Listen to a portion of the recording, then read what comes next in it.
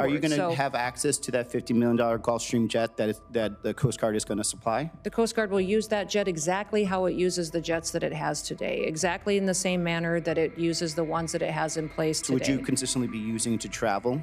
I don't know if I would use that one or if I would use the other one. I have no idea. But I do spend time out there with our components, making sure that they are know that they have a secretary that's engaged with them, that's visiting with them, seeing what their needs are. No, sir, they're not photos. They've meant the world to the individuals at the Department of Homeland Security. They have meant the world to our ICE agents, our border agents. We are spending our dollars appropriately and will be on budget. When your reference to the airframe that was the requested dollars were put in for, that's for the Coast Guard. It's to replace an existing jet that is over 20 years old and is beyond its usable hours. What is DHS doing to solve this problem and help keep American children and communities safe from cartel criminal activity and recruitment too?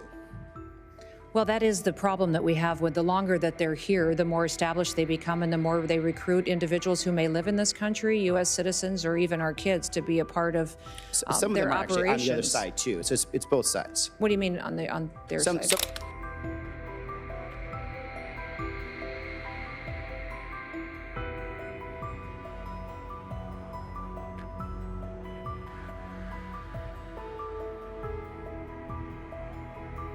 Senator Gallego. Thank you, Mr. Chair. Thank you, Secretary Noem, for attendance today.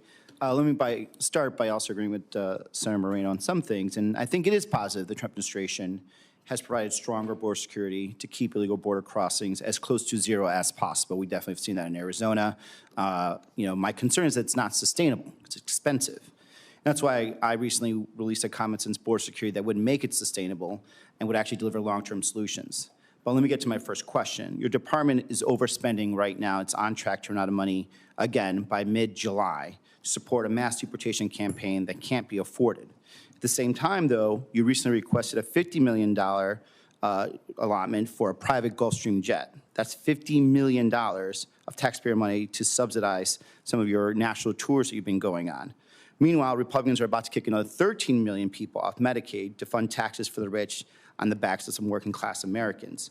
So how can you justify spending millions, 50 million, on a jet while your department is definitely overspending and Republicans in Congress are about to strip also health care from millions of Americans? Well, Senator, thank you for the question. We are spending our dollars appropriately and will be on budget. When your reference to the airframe that was the requested dollars were put in for, that's for the Coast Guard. It's to replace an existing jet that is over 20 years old and is beyond its usable hours.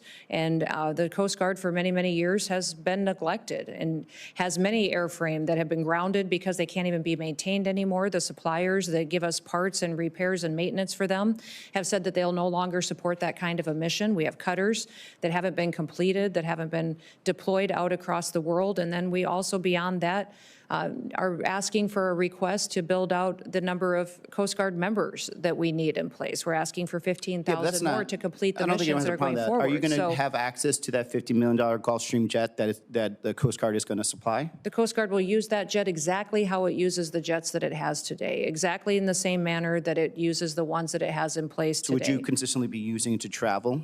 I don't know if I would use that one or if I would use the other one. I have no idea. But I do spend time out there with our components, making sure that they are know that they have a secretary that's engaged with them, that's visiting with them, seeing what their needs are. No, sir, they're not photos. They've meant the world to the individuals at the Department of Homeland Security. They have meant the world to our ICE agents, our border agents. When they ask me to be out there with them, so they know what their lives are like. Talking to some law enforcement, besides those under DHS, we've also seen some law enforcement that have been pulled away from investigations such as child porn, sex trafficking. We've had some agents pulled in that were doing investigations on bank fraud that are now, provisional ICE agents. And I think creating and making them do this type of work is also making us more and more dangerous since they're not actually doing this long-term investigation. On the other hand, I have talked to some border chiefs and sheriffs repeatedly, and they've been highlighting the danger associated with cartels targeting teenagers in border communities through social media apps and recruiting them to participate in smuggling operations. And one of the bills I introduced with several colleagues here, actually, is the Combating Cartels on Social Media Act, which will help DHS counter this threat. Arizona communities cannot wait for the legislative process to play out on this. What is DHS doing to solve this problem and help keep American children and communities safe from cartel criminal activity and recruitment too? Well, that is the problem that we have. With the longer that they're here, the more established they become and the more they recruit individuals who may live in this country, U.S. citizens, or even our kids, to be a part of some of their them are operations. actually on the other side too. So it's both sides. What do you mean on their side? Some of the cartels are using social media on, let's say, Mexico, Yes, wherever. definitely they So are. it's back and forth. Yes, they definitely are, but they also are infiltrating our country still by recruiting our children to be a part of their That's the networks. problem, yeah.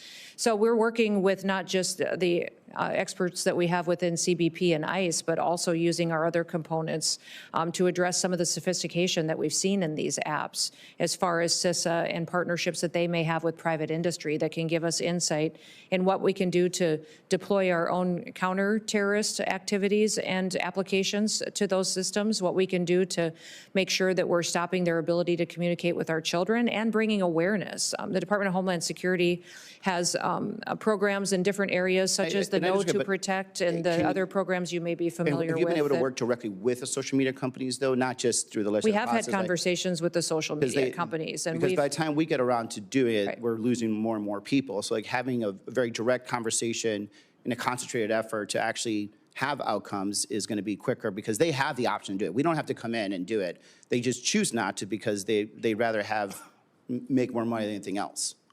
Well, that may be, but I found them very willing to come to the table. I've had myself spent dozens of hours with them, and my team has spent hundreds of hours visiting with them on what we can do to be much more proactive. So they've got some solutions that we can pursue. We'll be coming to you with some of those ideas, but I think it's important that we use their knowledge of this way of communication and recruitment to help protect our children. Get back.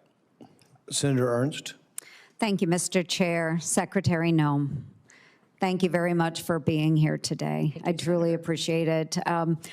During your confirmation process, I had shared a story with you, and it was a heartbreaking story about one of my constituents, Sarah Root. Sarah was killed by an illegal immigrant that was drunk driving with 3 times the blood alcohol content of the legal limit. 3 times over the limit. Using a loophole in the federal law, that killer, he fled the country and he vanished for years. But thanks to your leadership, and the work of many of the brave men and women of DHS and the State Department, Sarah's killer was arrested in Honduras in a matter of days, after our conversation, and was extradited back to the United States. He is in Omaha, Nebraska now, and he is going through the court system there. And believe you and me, Sarah's mother, Michelle Root, her father, Scott Root, and her brother, Scotty Root, thank you day in and day out, and President Trump for having the wherewithal to follow through to bring her killer to justice. So thank you. Thank you for that. Well, thank you for telling Sarah's story. I know you had to for many, many years. That was the first time Honduras actually extradited someone for homicide. And so I think it's very important, the precedent we set, the relationship that we built there, so that we are able to get some justice for Sarah's family. And thank you for being passionate about her. And that just proves that telling your story and telling her story doesn't fall on deaf ears with this administration. It certainly doesn't. And I want to take this time and just to point out the difference in the administrations.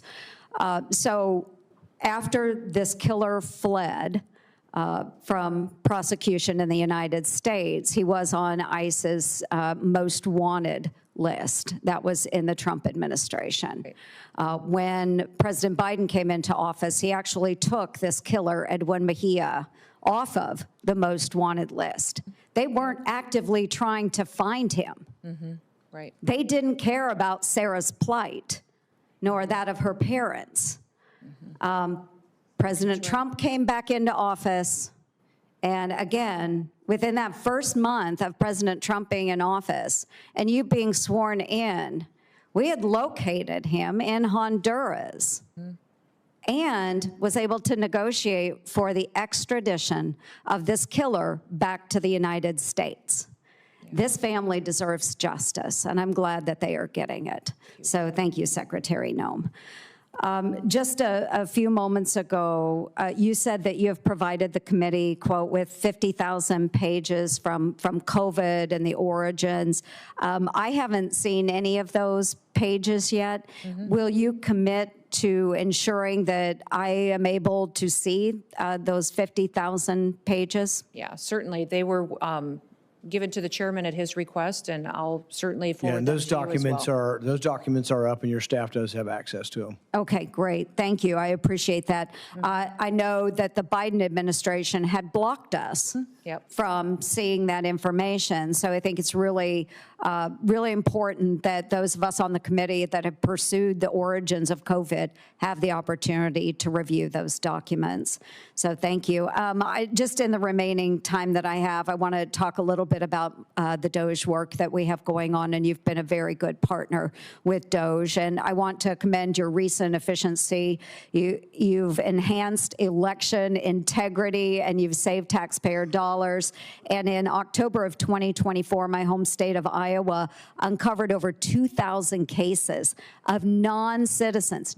Iowa, 2,000 cases of non-citizens registering to vote or voting after self-identifying as non-citizens at the DMV. This happens every day, folks. The previous administration, again, Joe Biden's administration, obstructed Iowa's request for immigrant verification records in the days before our federal election. This is unacceptable, and I'm grateful that you tackled this issue immediately. Some people may say 2,000 people, no big deal, but I will remind you that in one of our congressional districts, in the case of Marionette Miller Meeks, who's now a congresswoman, she won her race by six votes. It matters.